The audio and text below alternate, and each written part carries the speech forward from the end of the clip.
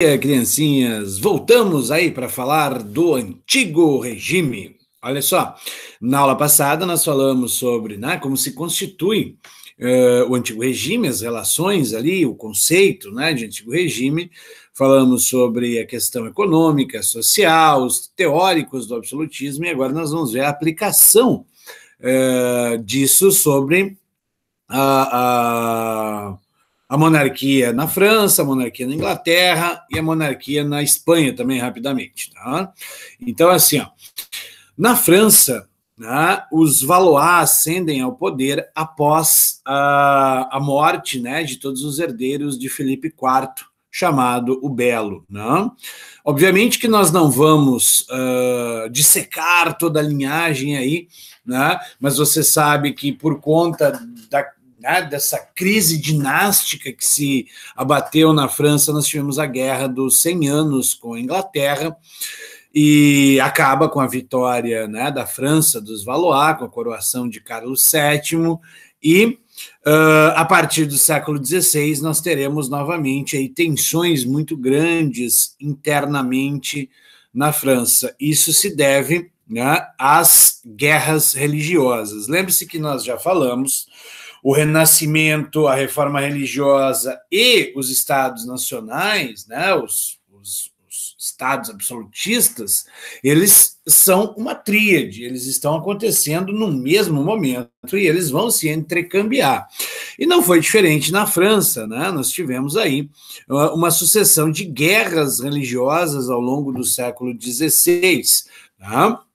E por isso que o recorte será a partir do governo do rei Carlos IX. Né?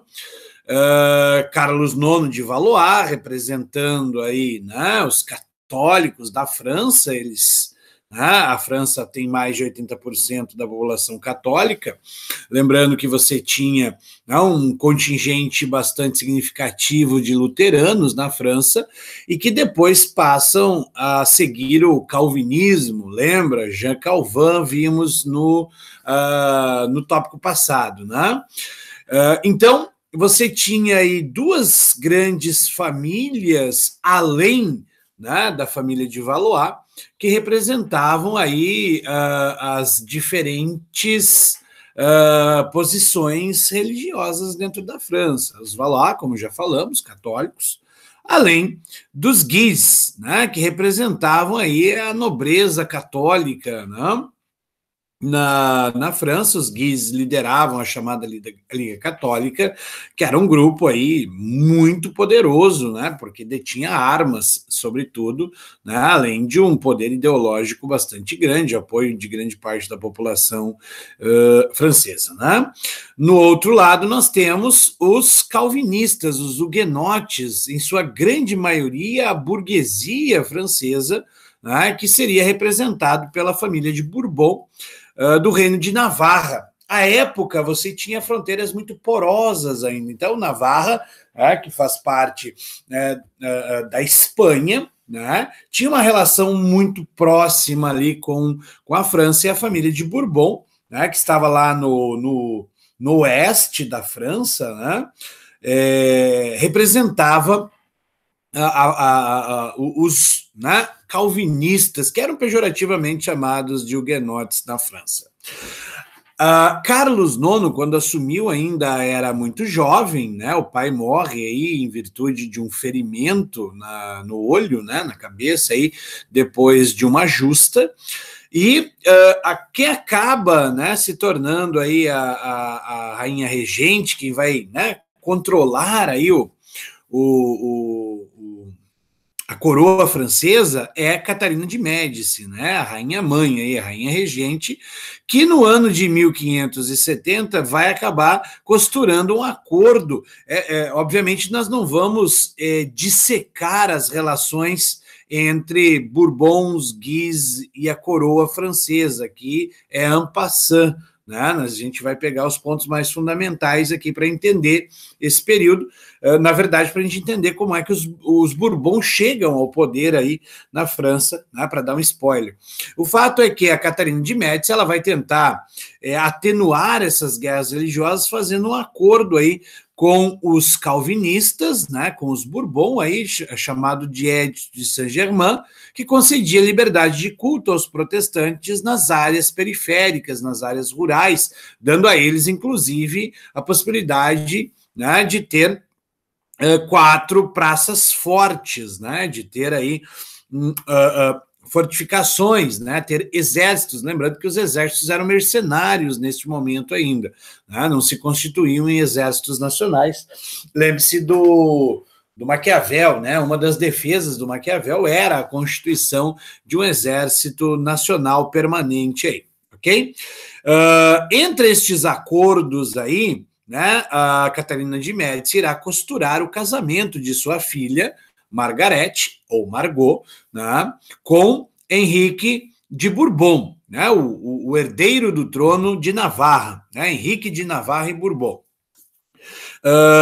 Em meio, né, a essa costura aí para o casamento do Henrique de Bourbon com a Margarete de Navarra, com a Margarete de Valois, perdão, nós vamos ver aí, né, a acusação de uma conspiração protestante, no qual Catarina de Médici acabará, né, ficando ao lado dos católicos, e Henrique de Guise, o grande representante da família de Guise, depois da morte de seu pai, irá tramar a vingança aí contra o Gaspar de Coligny, ou Gastão, dependendo da tradução, de Coligny, né? O almirante Coligny, que era o grande representante, né, aí, ao lado do Henrique de Bourbon, da ala, né, calvinista e da ala huguenote.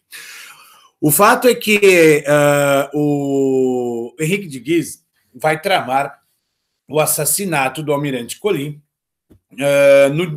durante a festa de casamento ali, durante a cerimônia de casamento, no período, né, da cerimônia de casamento do Henrique de Bourbon com a Margot. Por quê? O casamento seria realizado no dia 24 de agosto de 1572 em Paris, e, claro, iria reunir a nata, né,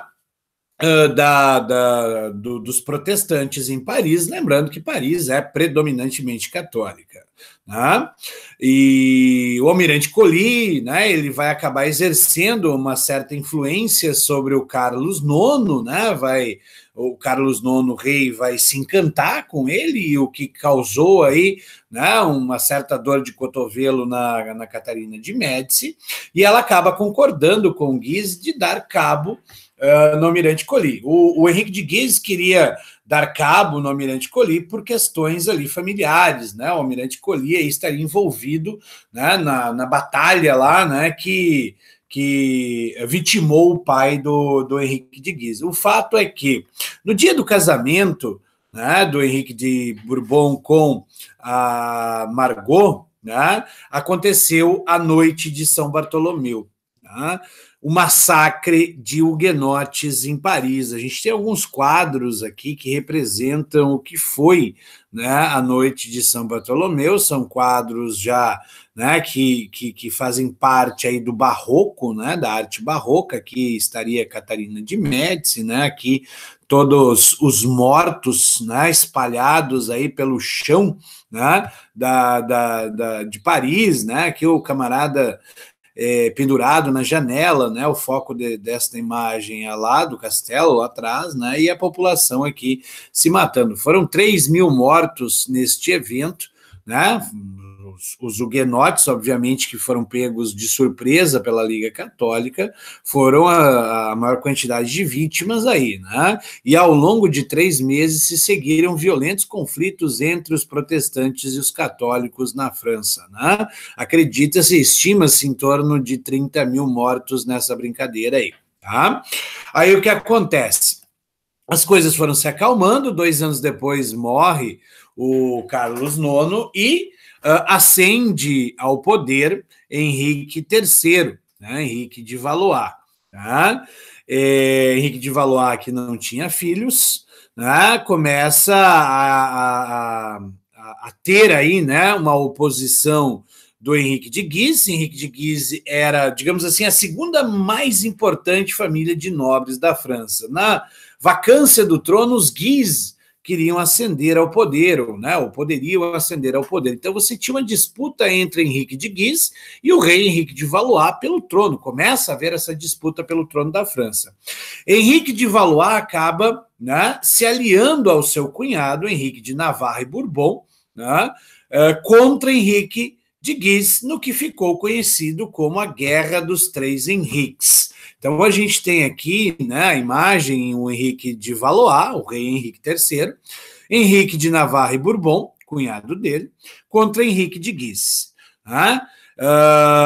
Henrique de Guise teria sido assassinado a mando do rei Henrique III de Valois, né? Então, está fora.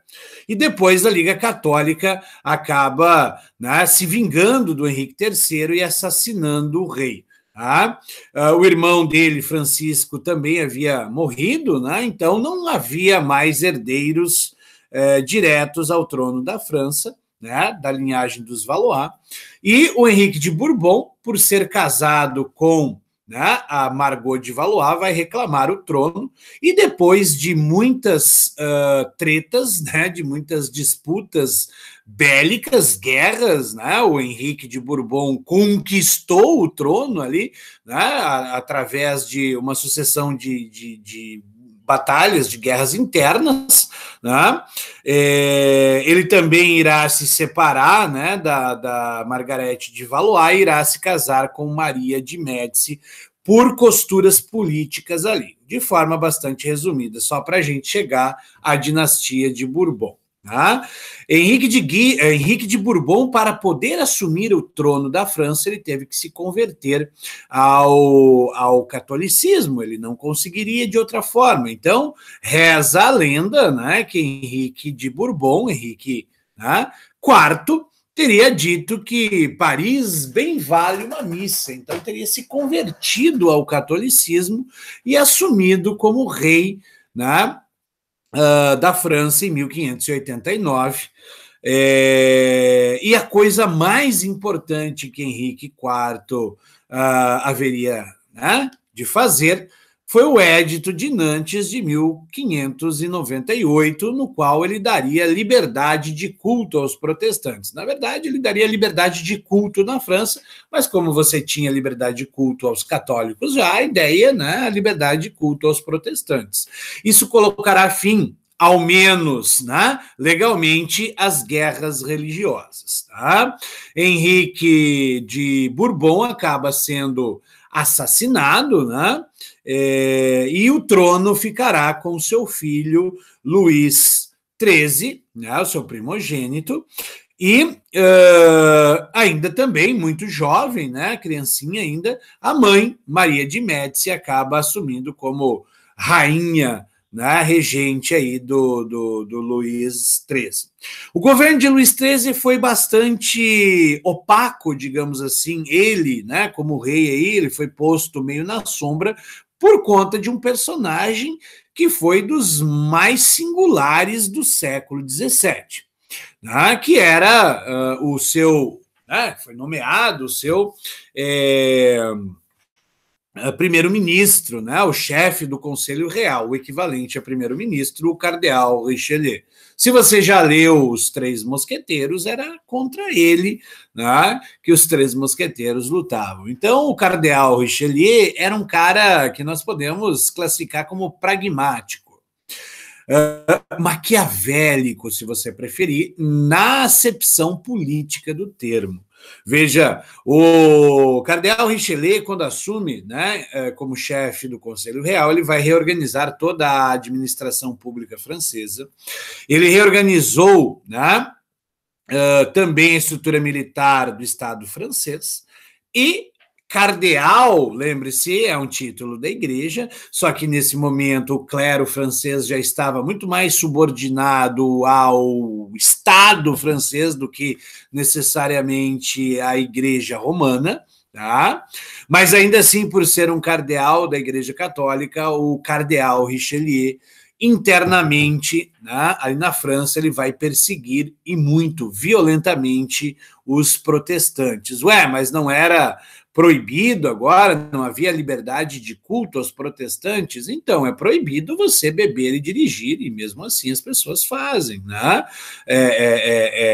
Né? Há muitas leis que proíbem muitas coisas, mas as pessoas quebram as regras. Então o cardeal Richelieu vai perseguir internamente aí os protestantes.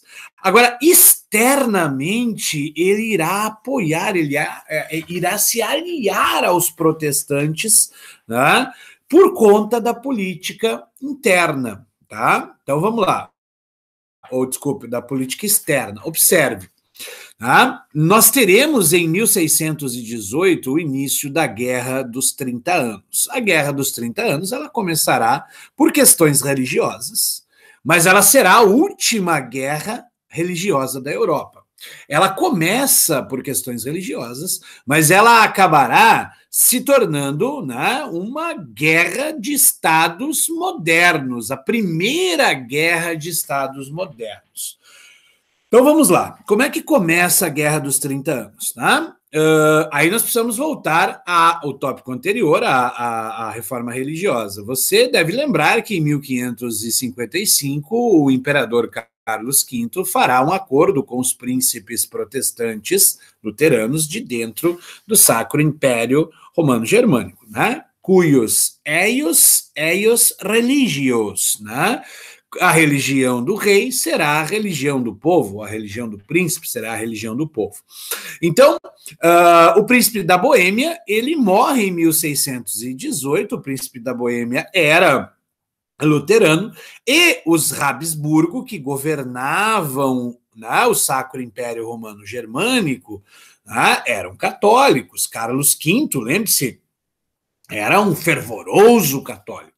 Então, quando morre o príncipe da Boêmia, em 1618, os Habsburgo vão tentar costurar, né, uma sucessão ao trono da Boêmia para um católico. A Boêmia era um dos principais estados, né, do Sacro Império Romano-Germânico, e os Habsburgo queriam convertê-lo em um estado, né, católico aqui. A maioria, né, da Boêmia era composta de protestantes. Então, veja, os Habsburgo vão mandar 10 delegados lá para Praga para negociar, né, essa possível, né, mudança no trono, e os delegados acabam sendo arremessados pela janela, no que se chamou de Segundo Defenestramento de Praga. O primeiro havia sido em 1419. O fato é que isso deu início à Guerra dos 30 Anos. Como eu havia dito, a última guerra de religião da Europa é a primeira guerra de estados modernos, tá? Extremamente violenta. Essa é uma imagem, óbvio, não havia fotos, né?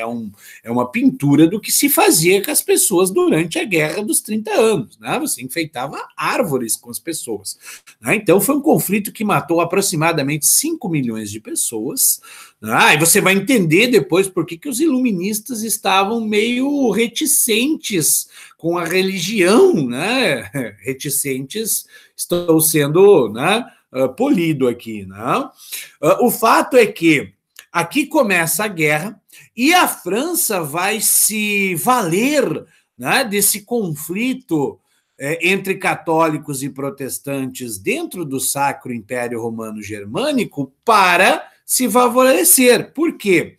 Veja, a França, ela não é protestante, ela é aliada dos protestantes. A França irá se aliar aos protestantes, né, contra os Habsburgo. Ué, mas a França não era católica, Richelieu não era um cardeal, os Habsburgos não eram católicos? Sim, mas veja, a Guerra dos 30 Anos, ela tem, né, um viés religioso, mas ela será também a primeira guerra de estados modernos, então você precisa olhar para a política.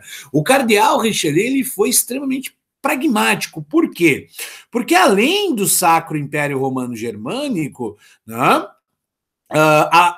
os Habsburgo também governavam a Espanha.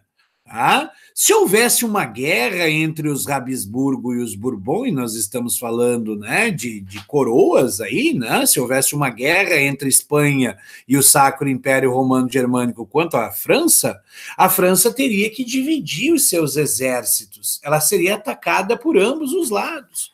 Então, os franceses, temendo o anel Habsburgo, esse é o termo que se usa, né? A França, temendo o anel Habsburgo, irá, né, se aliar aos protestantes contra os católicos Habsburgo. Então, para além da religião, observe a questão pragmática. O cardeal Richelieu vai apoiar os príncipes lá da Liga de Schmalkalden, que nós falamos lá no processo, né, de reforma religiosa, os príncipes protestantes que constituem uma liga, né, para se contrapor aí ao imperador. A França irá se aliar primeiro indiretamente e depois diretamente no conflito aos protestantes, e a Guerra dos 30 Anos será extremamente favorável aos Bourbon, né?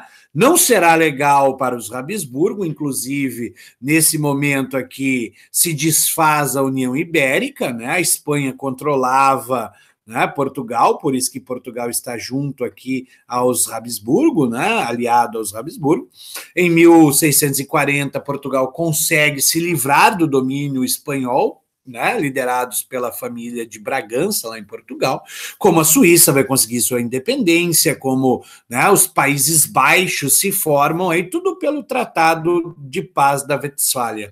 Os Habsburgo vão tomar, né, uma rasteira tremenda, e a França vai emergir como grande potência continental aí, né, anexando inclusive Alsácia e Lorena, esse território aqui, né, que até então pertencia ao Sacro Império Romano Germânico. A França sairá muito bem da Guerra dos 30 Anos. Tá? E aí nós chegamos ao auge da França com Luís XIV, o auge, né? O Rei Sol, o maior expoente do absolutismo, sem dúvida alguma, né? O rei Luís XIV, que ficará conhecido pela frase "L'État c'est moi", né? Eu sou o Estado. Obviamente que ele não fez tudo sozinho, ele teve 2 primeiros ministros extremamente eficientes, o cardeal Mazarin, ou Mazarino, né, se você quiser traduzir. O cardeal Mazarin vai acabar com toda e qualquer oposição política que havia, né, na França aos reis, neste caso ao rei Luís XIV, né, eliminando as frondas. O que eram essas frondas? Um dos principais objetos, né, armas usadas aí nos levantes, né, pela França, eram as fundas. Funda é aquela arma que o Davi usou, né, para derrotar Golias, né, para você entender o que é uma funda, né? Uma corda com uma pedra lá que você joga. Né? Era o termo dado às rebeliões, né? Às guerras civis que eventualmente aconteciam dentro da França. Ele vai colocar fim a essas revoltas. Da mesma forma que o Jean-Baptiste Colbert, ou Coubertin, né, o seu primeiro-ministro, posteriormente, vai consolidar economicamente a França. Na verdade, o mercantilismo que a gente estudou, né, na aula passada ali, basicamente ele é o colbertismo, né? As medidas tomadas pelo Colbert vão estruturar, em grande parte, o pensamento mercantilista. Né? Ele vai incrementar a frota naval da França, né? Lembrando que a França ainda não havia, né, começado a sua... né, colonização de forma mais intensa, né, como a gente vê Portugal, Espanha, a própria Inglaterra, né, na América. Então, ele vai fortalecer a marinha de guerra, ele vai incentivar a produção de manufaturas de luxo. Isso é muito importante, porque é um exemplo do que foi, né, o enobrecimento da burguesia na França, manufaturas de luxo, A burguesia estava cada vez mais vislumbrando, né, a nobreza na França, e isso será um problema. Conquista e colonização, né, conquistas e colônias na América, ele também dará início a isso, né, a Louisiana, a parte central dos Estados Unidos, começa a ser explorada pela França, o próprio Canadá, né, tem um impulso aí, e também a formação de companhias de comércio aí com as Índias, né, tudo durante o período aí do seu Colbert, ou Coubertin, tá? Luís XIV, né, um fervoroso católico, aquela coisa toda, né, ele vai criar o Palácio de Versalhes. A intenção era ampliar a sua corte, né, ir para longe também, né, da cidade de Paris. Até então, os reis moravam no Palácio das Tuileries, onde hoje é o Louvre, né, eles se mudam para Versailles, né, o subúrbio, né, distante, um distrito aí de Paris, né, e aonde o Luís XIV vai constituir o Palácio de Versalhes aqui, né? Centenas de cômodos, né? Muitos adornos de ouro, mármore, aquela coisa toda. Né? E ali ele vai centralizar ainda mais os seus poderes. É ali que Luís XIV vai se constituir como o Rei Sol. Né? Lembrando que Luís XIV ele foi, né, alçado, ele torna-se rei em 1643, quando ele substitui Luís XIII, né? Mas ele assume de fato o poder monárquico aí em 1661 e em pouco tempo impôs à França e à Europa a imagem pública de um rei sol, todo-poderoso. Toda uma máquina de propaganda foi colocada a serviço do rei francês. Escritores, né, historiadores, escultores, pintores foram convocados ao exercício de sua glorificação. O mito de Luís XIV foi criado em meio a essas mudanças socioeconômicas e políticas da França. Essa é a imagem mais famosa de Luís XIV, né? Veja, tudo foi pensado para a majestade de Luís XIV. Se você tiver interesse, tem um livro fundamental para entender como se dá a construção da imagem de Luís XIV, que é um livro do Peter Burke, né, que é a fabricação do rei, né, como se faz a imagem, né, de Luís XIV. Deixa eu mostrar a capa aqui, tá? Aqui, ó, a fabricação de Luís XIV é um livro fundamental para você entender como se construirá a imagem de Luís XIV. Obviamente, você tem, né, muitas pessoas que vão se ligar nesse esquema desde aquele momento, né? Ó, a gente logo vê essa majestade toda, vem da peruca, dos sapatos de salto alto e do manto. É assim que os barbeiros e os sapateiros fabricam os deuses que adoramos. Né? Então, tudo aqui é pensado, friamente pensado para a majestade de Luís XIV. O vermelho, né, ali atrás, a cor da nobreza, a peruca, a tamanca, o manto real, né, a flor de lótus aí da coroa, né, francesa, né, tudo é pensado para a glorificação de Luís XIV.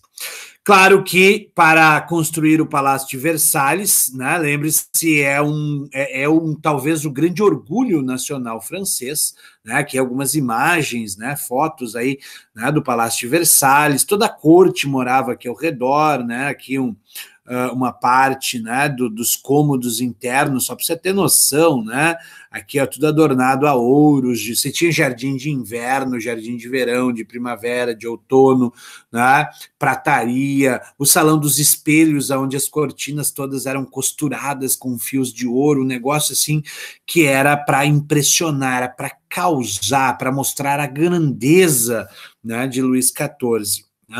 Entre outras tantas construções, né, que vêm, que são feitas na França aí de Luís XIV. Só que claro, isso custa dinheiro e nós teremos aumentos constantes de impostos para bancar não só essas construções, ele manda construir capelas também, catedrais, né? Lembrando que, como eu havia dito, ele é um fervoroso católico, né? E claro, isso custava dinheiro, então o aumento de impostos era muito, muito constante na França de Luís XIV. Tá? Para tanto, começa a haver, né, a venda de títulos nobiliárquicos. Você tem um enobrecimento da burguesia com a compra de títulos nobiliárquicos. Então, isso, claro, vai prejudicando o setor produtivo da França. Lembre-se que a burguesia, ela fazia o negócio girar, né? A burguesia aí, ela dinamizava a economia e você passa a ter um enobrecimento dessa burguesia, mas isso não é o ponto fundamental. Lembre-se, Luís XIV, fervoroso católico, em 1685, ele vai revogar o Edito de Nantes, né? Ele vai tornar legal a perseguição aos protestantes novamente. Veja, um século quase, né? Quase um século depois que o Henrique IV, né, o primeiro de sua linhagem, havia colocado fim às guerras religiosas, né, com o Edito de Nantes, ele vai, né, revogar o Edito de Nantes e começa a perseguição aí aos protestantes dentro da França, e nós teremos uma enorme imigração, né, de protestantes, sobretudo para a Holanda lá, né, que era um refúgio aí, né, você tinha liberdade de culto naquele momento lá na Holanda. Óbvio, né, que esses burgueses, ao emigrar, o que a burguesia tem de monte? Recursos. Quando esses burgueses emigram lá para a Holanda, ou fogem da França, vão para a Suíça também, você terá aí uma evasão, né? Você terá uma saída muito grande de riquezas. Sem contar que esses burgueses também tinham o know-how, o saber fazer, né? Esses burgueses levam consigo aí, né, o espírito do capitalismo, né? O que faz com que comece, né, a decadência da França, né? Se Luís XIV marca o auge, Luís XV e Luís XVI vão marcar o colapso do absolutismo francês. Né? Luís XV era bisneto de Luís XIV, né? Ele reinou aí por mais de 70 anos, então não deu oportunidade nem aos filhos, nem aos netos de governar, e sim, né, a um bisneto, Luís XV, né, que vai continuar, né, com os gastos elevados para a manutenção da corte, tinha muitas amantes, né, concubinas é o nome mais chique para isso. Só que durante o governo de Luís XV, que teria dito après moi le déluge, ou seja, após, né, após eu, né, após o meu governo, o dilúvio, né? Depois de mim, o dilúvio, vai lá numa tradução mais literal aí, né? Nós teremos, né, durante o governo do Luís XV, a Guerra dos 7 Anos. A gente vai estudar isso depois lá, quando chegar nos Estados Unidos, né? Porque será fundamental para a independência dos Estados Unidos também a Guerra dos 7 Anos. A Guerra dos 7 Anos, ela opôs Inglaterra / Estados Unidos a França / Canadá, né? As colônias e as metrópoles. Ela vai de 1756 a 1763 e acaba com a vitória da Inglaterra. E a França perde, é obrigada a arcar com uma indenização à Inglaterra, sem contar que perde o Canadá, perde muitas ilhas nas Antilhas e, sobretudo, perde, né, as rotas de comércio que ligava com a Índia, que eram muito lucrativas, tanto mais que a Inglaterra vai fundar a Companhia das Índias Orientais para controlar aí o fluxo comercial com as Índias a partir deste momento, tá? O fato é que a França, ela começa a colapsar, e ela vai colapsar de fato com Luís XVI, né? Casado com Maria Antonieta da Áustria, que nós vamos falar depois, quando chegarmos à Revolução Francesa, porque, né, Luís XVI será, né, decapitado durante o seu governo, que nós teremos o início da Revolução Francesa. Ele era neto de Luís XV, né? Ele mantém a quantidade de gastos, né? A própria Maria Antonieta, que não era muito, né, querida por grande parte dos franceses, ficará conhecida como Madame Déficit, né? O Luís XVI vai mandar ampliar ainda mais o Palácio de Versalhes para satisfazer, né, Maria Antonieta. Ela comprava muitos sapatos, né? Também ela era chamada também como guarda-roupa europeu, tinha muitos vestidos, banquetes, festas, né? Então você tinha gastos muito elevados nesse momento. E a França, né, vai entrar na guerra de independência dos Estados Unidos, principalmente para poder ferrar com a Inglaterra, vingancinha aí pela Guerra dos 7 Anos, e claro, historicamente, França e Inglaterra eram, né, rivais aí. O fato é que a França entra na guerra de independência dos Estados Unidos, vai gastar um montante elevado de dinheiro. Somando-se a isso, nós teremos muitos problemas climáticos na França na década de 1780, tá? Que culminou aí com um agravamento das questões econômicas, e aí nós vamos ver, né, mais adiante a Revolução Francesa neste contexto. Então, nós voltamos a Luís XV e Luís XVI quando tratarmos da Revolução Francesa, beleza? Volto logo em seguida com o absolutismo na Inglaterra e na Espanha também. Beijos.